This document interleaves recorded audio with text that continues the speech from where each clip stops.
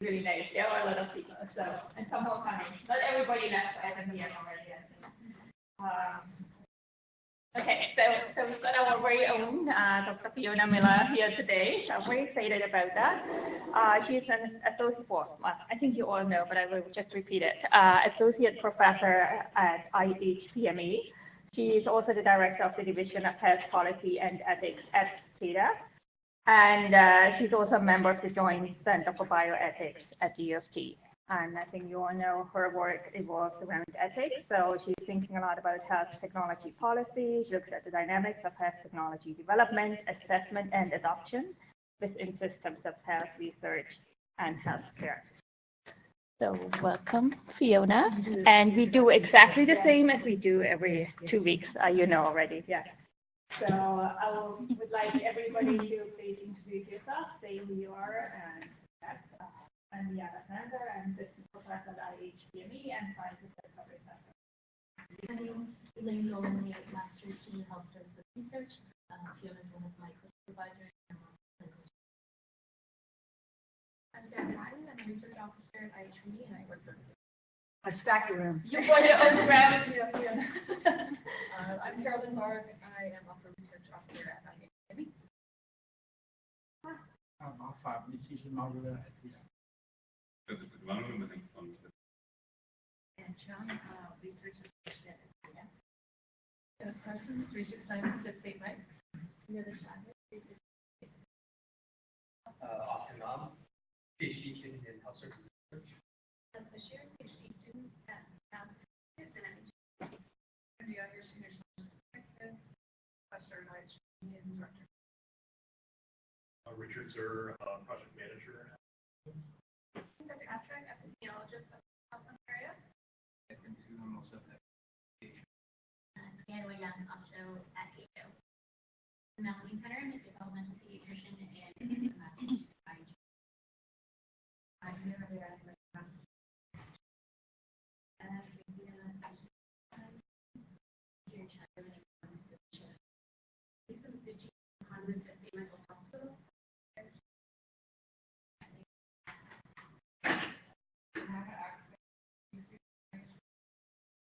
husband also IHPME. And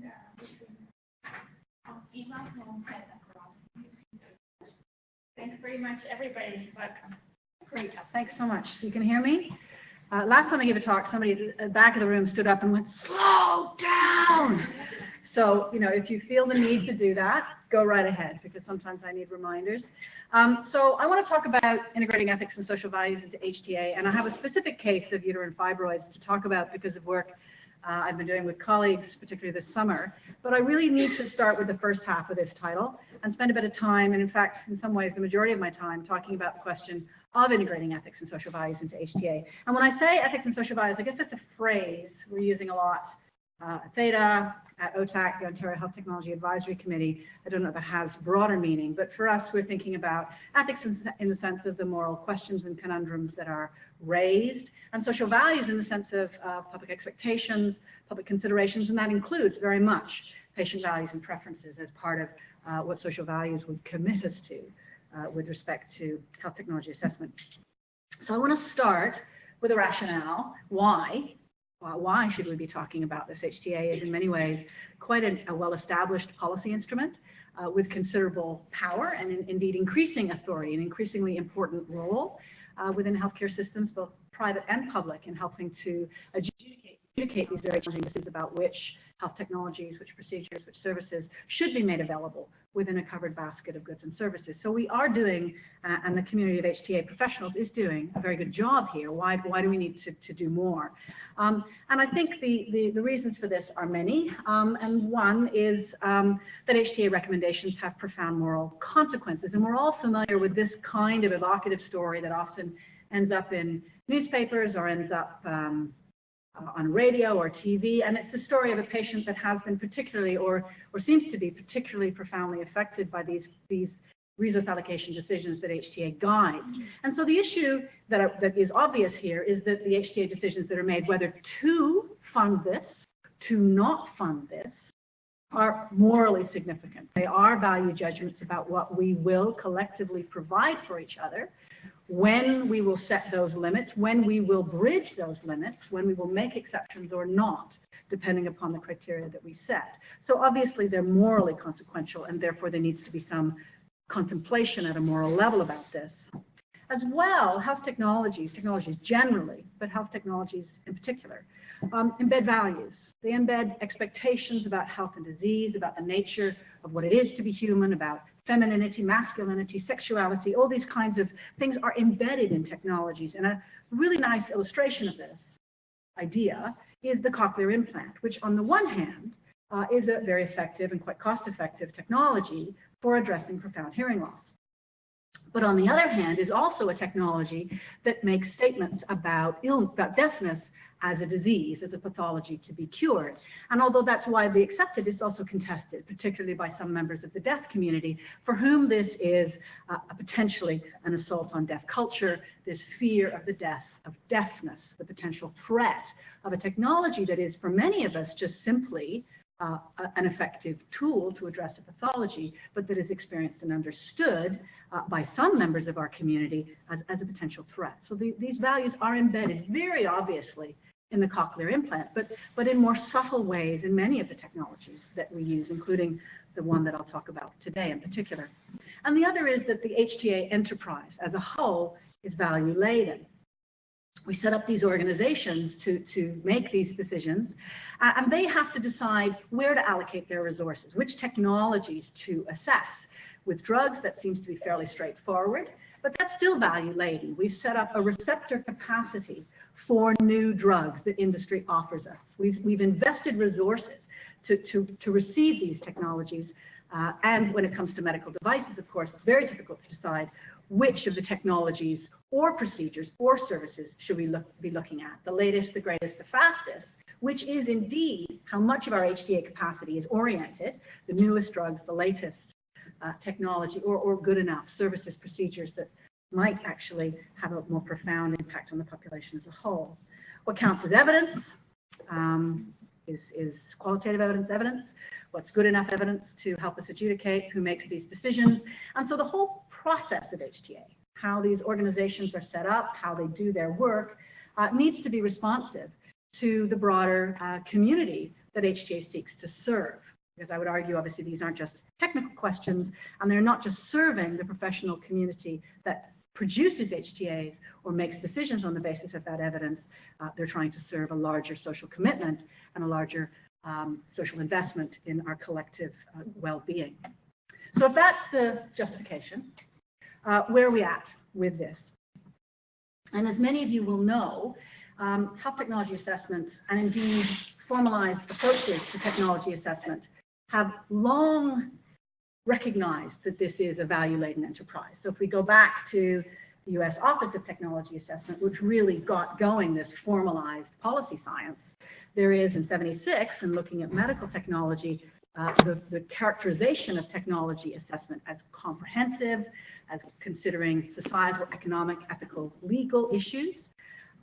We see that in the definitions of HTA that are promulgated internationally, the International Network of HTA Agencies, the European Network. It's a multidisciplinary field of policy analysis. It studies medical, social, ethical, economic. This is a constant refrain that is not really challenged. However, it also isn't particularly practiced. So I realize in putting up this slide that this is contestable because it suggests that it's a given that HTA involves assessment of clinical effectiveness and cost effectiveness, and we know that that's not always true. It's a clinical effectiveness enterprise everywhere. It is a cost effectiveness enterprise in many, but not all jurisdictions. So certainly there's ways in which the health economics world is still trying to ensure that those considerations are addressed within HTA.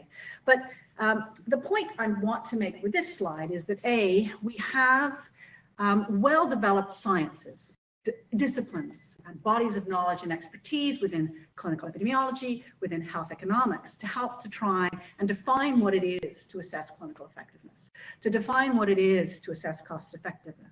And while they're different bodies of knowledge, they clash in some ways about their beliefs of the nature of the world, they share a sort of an orientation to the decision problem. They can characterize it in similar ways. When we think about ethics and social values, however, none of those two things exist. We neither have a clear body of expertise. Bioethics is itself an interdiscipline, but inside here there's anthropologists and sociologists and political scientists and policy studies people and a broader moral philosophy, legal analysis. So it's a mixed bag of science and thinking, and it doesn't share the same kind of epistemological orientation to the decision problem. It doesn't frame it in the same way. So there's lots of challenges. There's also lots of interests. And so I'm going to be simplistic in suggesting that internationally there's two broad ways in which organizations and the researchers that support them are trying to think about integrating ethics and social values into HTA. There's a body of work that is focused on engagement, direct engagement with patients, by which I mean also family and informal caregivers, and members of the broader public in HTA processes. And so this approach uses things like citizens' councils. So we have one through the Ontario Drug Benefit Program, but also NICE, the UK's NICE Citizens' Council is particularly well known. So this is a way of bringing together members of the public who represent us, people like us, people not like us, not really us because we're too medically focused, but people like us who have other areas of interest and focus, who can try and adjudicate the broader social value judgments. Should we pay vast amounts of money for uncertain treatments for ultra-orphan diseases? When should we? What is it about these conditions, these patients, the severity of their illness, the lack of options that makes it appropriate for us to or to not, and under what conditions? What do we do about treatments where the patient seems to be in some sense more responsible for, some might think that, others would disagree, for the ailment that they have? They're smokers, and now they have. So how do we make these broad social value judgments about how HTA organizations should make their decisions? And this kind of effort, like citizens' councils, to convene public expertise to give that value judgment is going on around the world. Another way of bringing that expertise and ethics and social value type judgments into HTA is through direct patient input. We see a lot of that going on, and I think, again, the UK NHS has done a lot of work to develop the capacity to work with patient organizations, to guide them on what kind of information do we want, what is patient expertise, what questions do we need answered at the HTA level that patients can provide that can guide our thinking, and how does that work? And as well, more direct sort of membership and involvement with decision processes. The Canadian Drug Expert Committee has public members, as it puts here, to bring a lay expertise. Other HTA organizations have patient members. THETA at the Canadian Agency for Drugs and Technologies in Health has, as I say, public members, but HTERP, the Health Technology Evaluation Committee for Non-Drug Technologies, has an ethicist. I don't know what that means, so this kind of different experimentation with bringing in these perspectives. So this is one broad set of diverse strategies to try and bring this kind of knowledge and expertise into the HTA process. The other set of strategies, not completely separate, but distinguishable. I think I'm struggling for a phrase. I'm calling them more research-based approaches. So, for example, we see efforts to elaborate a sort of conceptual approach to this. What are the right questions to ask? How can we pose questions of the evidence we have in ways that front the ethical challenge here of balancing benefits and harms, or considering whether the autonomy of a patient is appropriately attended to? So UNETA, the European network, has done a lot of work on developing what they call their core model, components of what they say should be an HTA. And in their core model, alongside efficacy and economic evaluation, there is ethical analysis, by which they mean a set of questions. There's about 17 or so questions within all these topic areas that help you to think about the moral issues. And a very, I don't have element 2 on here. Things are shrunken. All right. And a very sort of conceptual way of grappling with those questions that involves this iterative conceptualization. So philosophical analysis of the arguments, discussions among working group members to answer these core questions. And what you're not seeing in element 2, but that's iterating with, which involves sitting down with the team that did the clinical evaluation and looking at that evidence and reflecting on how the balance of benefits and harms was adjudicated. So that's a very conceptual approach. It can also involve evidence review, it can involve stakeholder engagement, but it's still this very almost expert-led process. And the other way within this camp of approaches, if you will, is more systematic approaches to evidence review, and I'm using the term systematic broadly, not Cochrane-like. So, for example, there's been in the last 10 or so years tremendous amount of work to develop our strategies for synthesizing qualitative evidence. About 10, 15 years ago, it was kind of anathema to imagine that you could synthesize qualitative evidence. But since then, there's been quite a bit of work to do this and development of methodologies, and in part because this is a non-traditional source of evidence, it seems to provide some insight into patient experience and social practices. So lots of work has been done to generate and amass this kind of evidence and bring it to bear on HTA processes.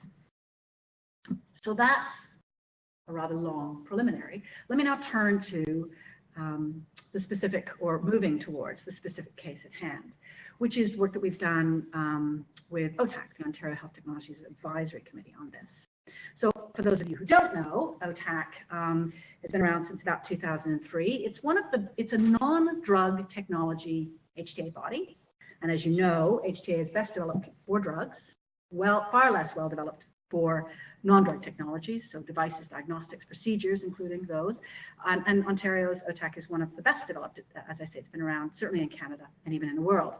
And OTAC has actually done, I think, quite a bit of work to try and elaborate efforts, to try and develop expertise and capacity to address ethics and social values. Work that's followed this public engagement stream, including a recent subcommittee report, both of those subcommittees led by Frank Wagner, a member of the Joint Center for Bioethics, and they've recently reported this summer with their recommendations about, and in public is also patient, these engagement strategies. And a parallel body of work that's of this more conceptual and evidence review nature. A first strategy led by Anna Johnson that came up with this kind of conceptual approach, what we call the decision determinants framework. So what you have here is an effort to identify the criteria, the domains that matter or should matter to the adjudication, to those decisions that are ultimately made, or certainly recommendations that are ultimately made about whether a technology should be adopted, and typically they're adoption decisions, not disinvestment decisions. And in here, along with clinical benefit and value for money and feasibility, is this interesting category: consistency with expected societal and ethical values. So this is an interesting instrument and a valuable instrument and a precedent-setting instrument, because it said one of the domains needs to be ethics and social values. But at the same time, it's been very, very hard to operationalize, as you might imagine when you read those questions. How do we answer the question, is this consistent with broadly shared values in society? Is that even really the right conceptualization of the question? Is it about consistency? So since that work, there's been more work, which I'll review briefly because I think it's pertinent.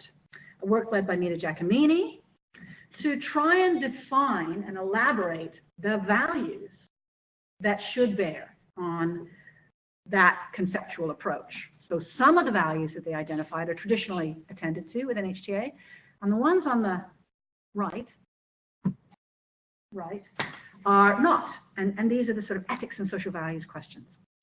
And then finally comes to where I've actually had some involvement with this process, because I had no involvement with the rest of the process, where we tried to take that lovely tree and the articulation of those important values that should bear on OTAC's decision-making, and elaborate under the leadership of Marie Cron and a working group first led by Mita and then by myself to operationalize that into a tool that OTAC can use on the conceptual and evidence review side, not the patient and public engagement side, to address these issues. So now I'm going to talk about what have we done, our methodology. How am I doing? I've taken my watch off now, and I can't tell the time. So we've tried to, we're distinct from the patient and public engagement. So this is really pragmatic. I hope it's not too sort of so pragmatic as to be, meaningless. But OTAC is a pretty quick HTA body. Rapid reviews at OTAC are 2 weeks. Rapid reviews at many other HTA agencies are 4 months. 4 months is how long OTAC takes to do its full reviews. So this cannot be a process such as the UNETA core model, that in addition to ethical analysis, they have social analysis, they have legal analysis, and they have organizational analysis, all of which bear on considering ethics and social values. This has to be much more concise, has to be timely, and it has to fit within an organizational context where there is in-house at OTAC tremendous capacity for clinical epidemiology. There is, thanks to THETA and PATH, there's tremendous capacity, but nowhere near as much capacity to do the economic evaluation. Far fewer people devoted to doing that. But there really isn't the in-house capacity to do this other stuff. So this needs to be sort of parsed off and framed and done differently. But we need to be clear in our conceptual approach, and we need to be evidence-based. So here we go. So we've tried to take this from an evidence review perspective, and approaches to doing this are undeveloped. So we've drawn on developments in research synthesis that are in what we deem to be relevant areas. There's a body of work, as I said, that's talked about how to synthesize qualitative research. Well, that's relevant here because qualitative research does give insight into experiences and the social meaning and significance. It gives insight into social practices, into provider behavior. Very, very relevant stuff. But we judge that insufficient. This isn't just about qualitative research. There's a body of work on health equity that also, like similar to the work on qualitative research, says, look, traditional approaches to reviewing the evidence don't adequately account for health equity concerns. We need to do this differently. So that has informed our thinking. Similar kinds of arguments when it comes to straight ethics analysis, that traditional approaches to evidence review won't catch it, and work that Murray in particular has done, I think, in saying how do we capture typically quantitative evidence on patient preferences, their utilities, or their stated preferences and trade-offs and satisfaction surveys and the like. So all of those and all of the writing and thinking, not all, but much of the writing and thinking about that informed our approach to a scoping review, following Fiona Malley's approach. So a scoping review in the sense not of a pre-look at the literature before you do your systematic review, but a scoping review in the sense of trying to have a comprehensive look at what is known on issues of importance. So inclusive of diverse research designs, comprehensive, intended to be extremely comprehensive. We were quite constrained, so we're not able to do all the sort of, journal searching and gray literature searching that would be called for, but very different from systematic review in being iterative in the search and selection approach. As you learn more about the field, you refine the questions that you were asking, you go back out and you search again. And you include, not based on a critical appraisal of the quality, which remains an extremely contentious area in things like qualitative research, but on the basis of relevance. I'll talk a little bit more about that. Then, I think by a stroke of genius in some sense, not mine, but somebody else's, we developed our approach with a trial run of MR-guided HIFU. What have we done with my watch now? I have no, oh, I shouldn't have taken it off. MR-guided HIFU. So what's MR-guided HIFU? What are we talking about? First of all, we're talking about uterine fibroids. I knew absolutely nothing about this before I started this. Does anybody here know? I'm not sure if I actually want to know if there are any experts in the room on uterine fibroids or MR-guided HIFU.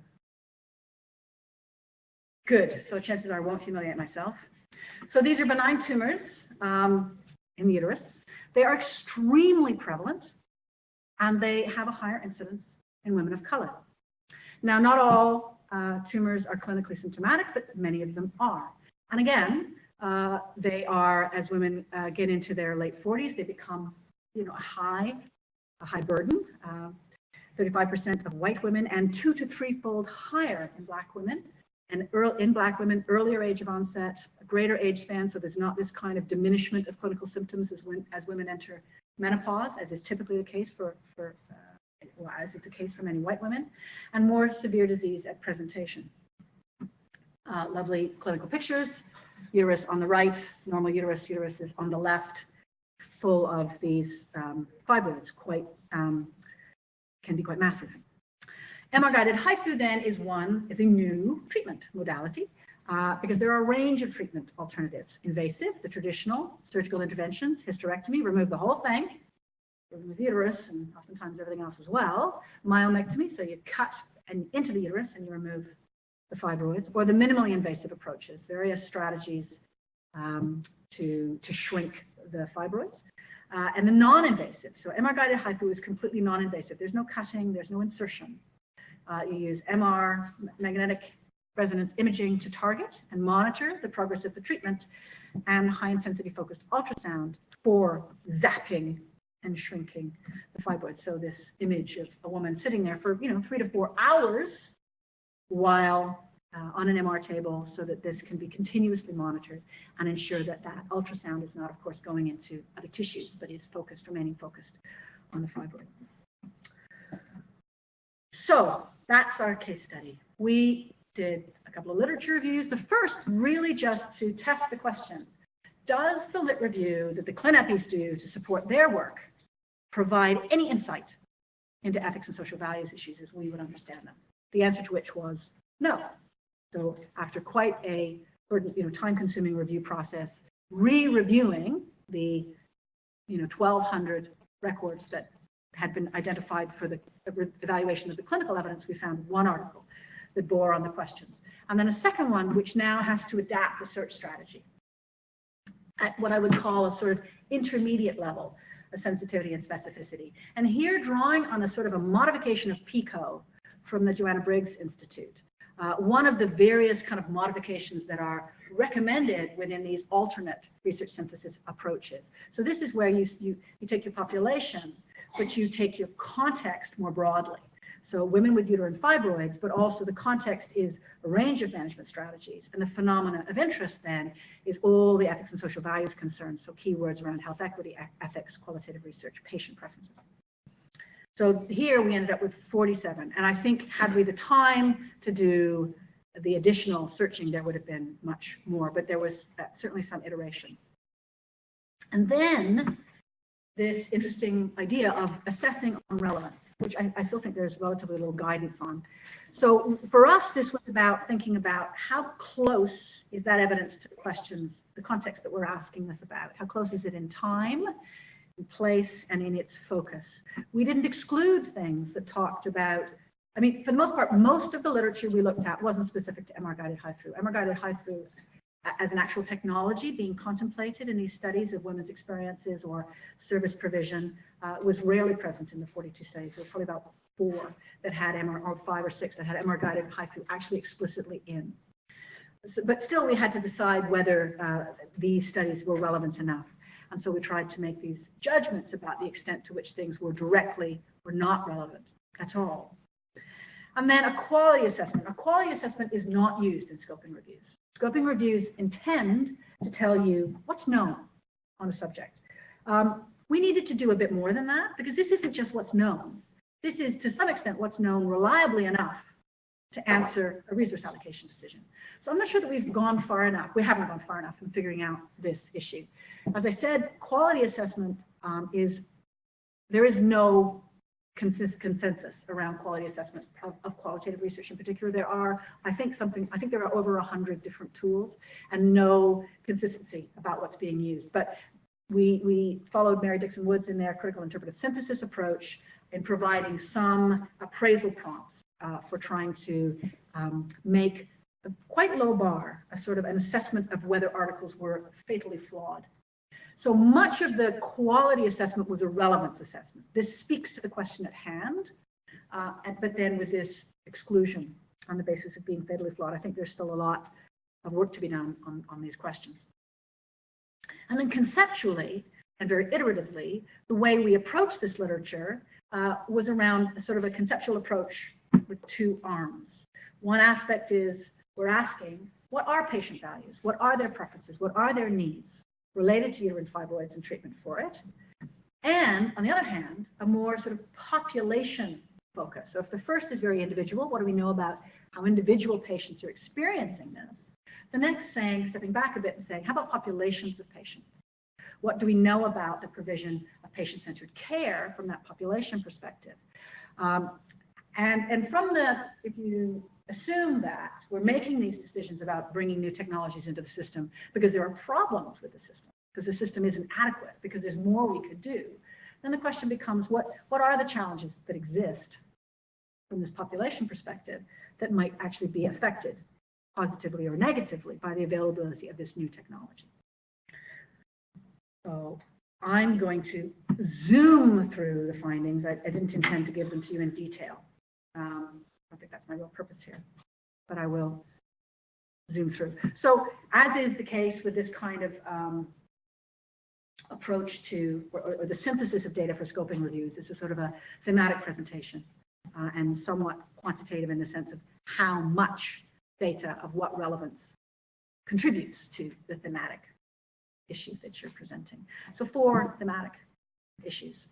The first is about burden. So it's always the case, certainly at OTAC, that when you talk about a disease, the epidemiologists talk epidemiologically about burden, numbers of women, which is very important.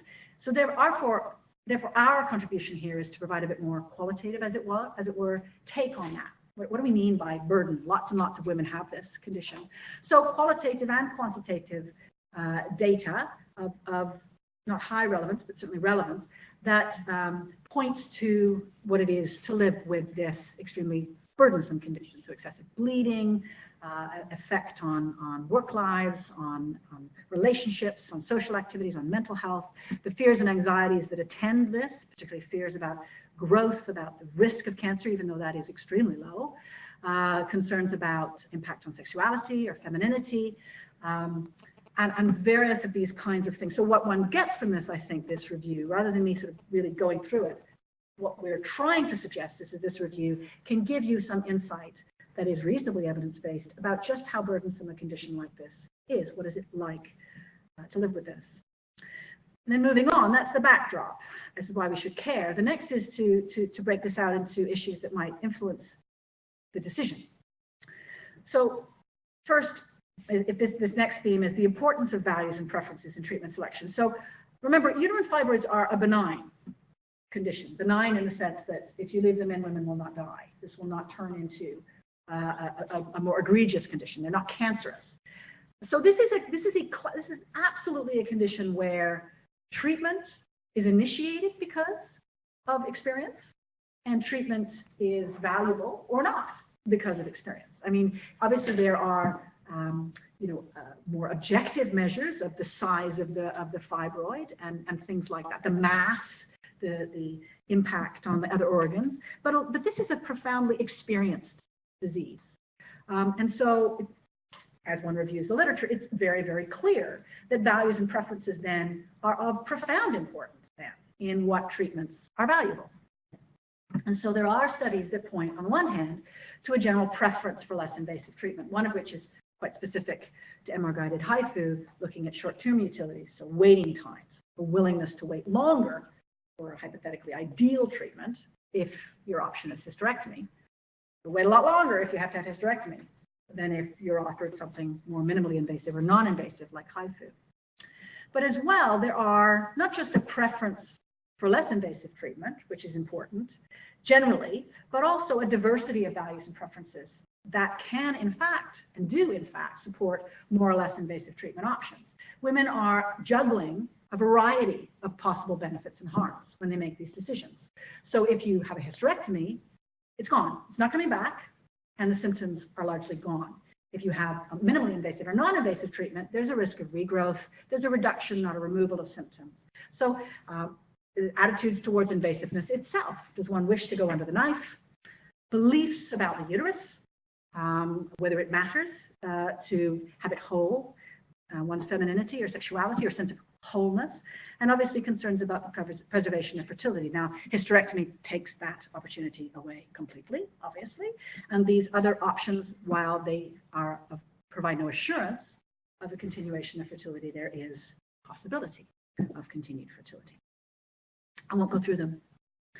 But of course, this isn't just, we're trying to be sociological in some sense about this. So these preferences exist in context, and qualitative and quantitative evidence gives insight into that. That women's beliefs don't exist as economists would imagine. I'm looking at the economists and seeing if they'll scowl at me. They're not fixed. and I know you know that, I'm joking. They're not fixed, they're not given. They exist in social contexts, they're influenced by cultural beliefs and expectations, the attitudes of loved ones, of hated ones, etc. So complex cultural beliefs, in fact, exist about the uterus and about hysterectomy. Members of some community for whom hysterectomy is the only option because everybody in their family has had a hysterectomy. So they don't believe that they could possibly go without. So is that something that one would wish to change? So going on to this, so that first set of data speaks to patients' lives, their experiences, and how MR-guided HIFU might fit into help, hurt from that perspective. This next set then is, again, this population perspective. And so what you also get from this research is clear articulation of concern from women that doctors typically do not support their preferences, that doctors have their own preferences for what to do and how to do it that isn't based on women's own sense of what they want to do. And again, I'm zooming through this. There's also more direct data, not based on women's statements about this, but more direct data that looks at, do we have an objective way of assessing whether treatment recommendations are appropriate? And studies that are suggesting that recommendations that are being made through looking at administrative data or chart review, telephone interviews, that are suggesting inappropriate recommendations for hysterectomy, not complying with clinical guidelines in terms of providing non-invasive options, encouraging non-invasive options. And data that works with gynecologists, with interventional radiologists, and again, administrative data suggesting that how do they orient to this? What are they doing? Specialists have more self-reported knowledge, higher opinions about effectiveness, and greater disposition to recommend treatment specific to their specialism. So in other words, not surprisingly, gynecologists tend to recommend hysterectomy or myomectomy. They're surgeons, they tend to recommend surgical options. Interventional radiologists tend to recommend these other and less invasive options. It's obvious, but it's also important to document. Maybe it's not that obvious. And then there are the challenges for health equity more broadly. So as I pointed out at the beginning, epidemiologically, it's quite clear that there's higher prevalence in women of color. So we ensured to make clear that that is true, reviewing literature that makes that apparent. Perhaps more, I mean, that itself might be a call for an equity. So if there is a population that is particularly burdened by a condition, we might, as a society, wish to invest more resources to overcome this burden. Beyond that, we have concerns, in fact, that it's not just a burden that exists biologically.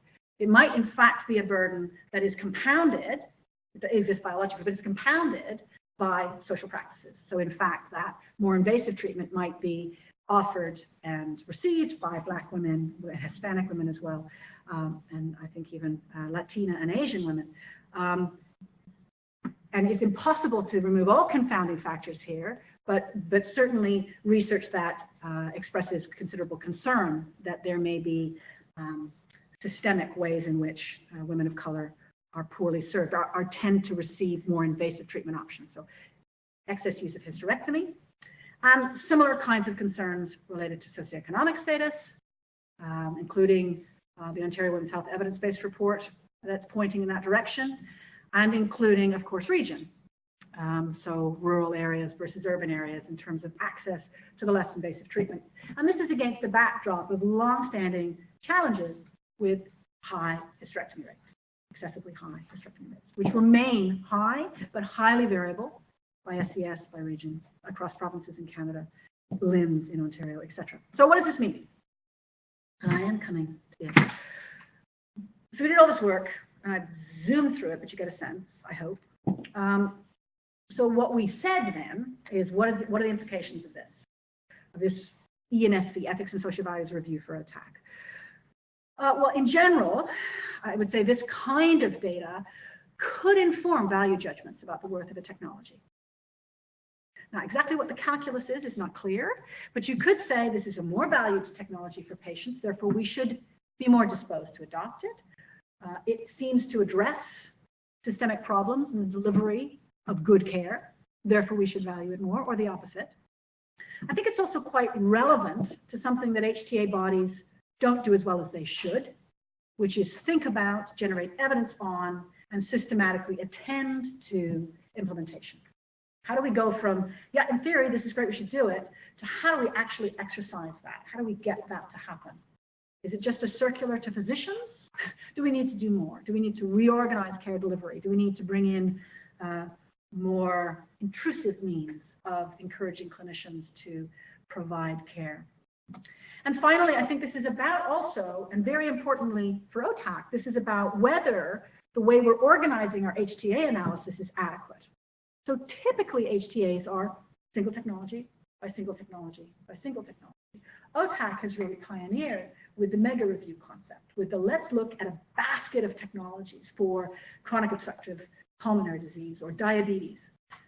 And there's tremendous value, I think, from an ethics and social values perspective to thinking about a network of care for a patient population with a certain trajectory of illness or needs for care that you could bring. So to my mind, also, one of the implications of what we did is to say, maybe a single technology appraisal isn't the right strategy. But what we ultimately said to them was, in answer to our question about values, preferences, and needs of patients, there's evidence of clear preferences for less invasive treatment options, but recognizing that there's a need for a variety of treatment options and a need for information and perhaps broader support. And I think that kind of data mitigates in favor of adoption, but may also suggest the need for careful attention to implementation.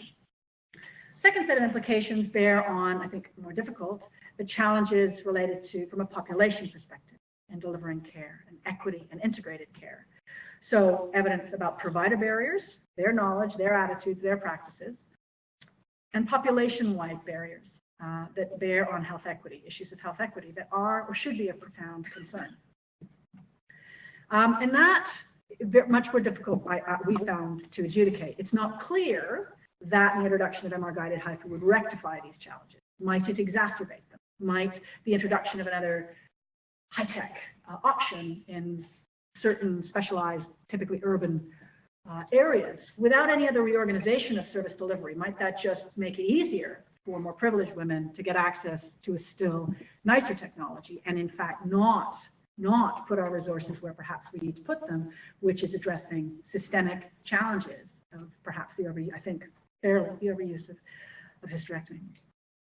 But if it adopts, it mitigates. I've got a question mark there because Murray argued, I think fairly, maybe it would improve it. You know, our evidence is not precise on this. But if one adopts, it certainly speaks to these implementation questions and may, as I said, suggest the need for a more comprehensive mega review. Maybe looking at MR-guided HIFU, OTAC says, you know what, there's this, a lot of women have uterine fibroids and other menstrual disorders.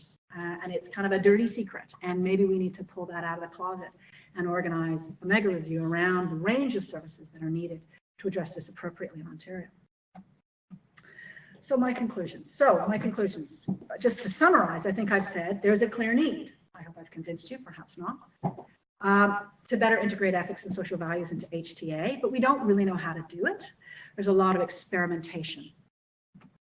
And OTAC has experimented, I think, tremendously to its credit, has really taken on the challenge of experimenting with this.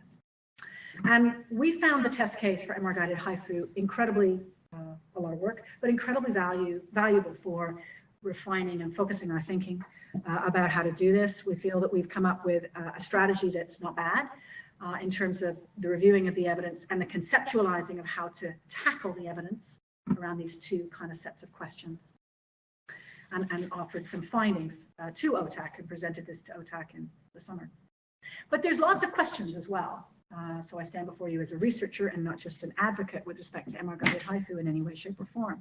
So I have questions about the evidence review process that we have developed. Have we asked the right questions? Is that the right conceptual approach? And have we fairly and appropriately called attention to both patient preferences and values and the needs of populations of patients? I have lots of questions about evidence review and its value add, if any, relative to direct engagement. My sense is that direct engagement, while in principle, in many ways, a better way to go, doesn't actually work in practice. Patient input is often quite abbreviated, quite partial, often doesn't respond certainly to equity issues. But But I think this is an open question. What is the value add? Do we need both complementary strategies or not? What role does or should these considerations play in HTA decision making? Should this just influence implementation? Should this weigh on whether we invest or don't? How should it? How would we, a lawyer asked me recently, how would you deal with an appeal if it was this kind of evidence that convinced you not to fund a technology? How would you defend yourself against an appeal? How would you show that you introduced this evidence in a rigorous enough way to stand up to an appeal? Good question. And these are resource-intensive efforts, clearly. So when does one do it? Do you do it all the time? Do you do it some of the time? If you do it some of the time, how do you decide when to do it? I think these are all these and many other questions, I'm sure, are the ones that need to be asked. I've taken a bit of time, but I must acknowledge evidence review team and the larger working group, the decision determinant subcommittee, and the people at HQL who are have supported much of this work. And that's it.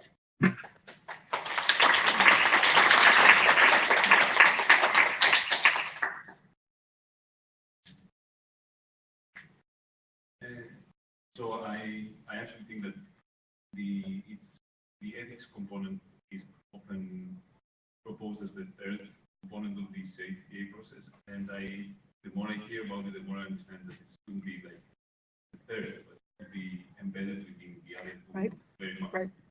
And the way that you described in the introduction, I thought you were heading this way, but then you mentioned in the OTAC committee, everything was done before and then you joined for the ethics. Yeah. So how does this, I mean, to me does it sound like, I thought that the ethics should inform the other two and the ethics component should be informed by the other two. Yeah. Does this reflect how it is in practice? I mean, do you end up making a report at the end and the other two components are independent, or do you interact? We did not interact, but I think that's a terrific question. You know, often when I talk about this, I talk about the importance of integrating ethics and social values throughout the process. And if you only do it at the end, then you've lost.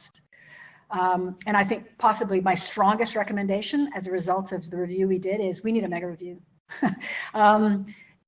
Because we need to look at the constellation of care for women in Ontario.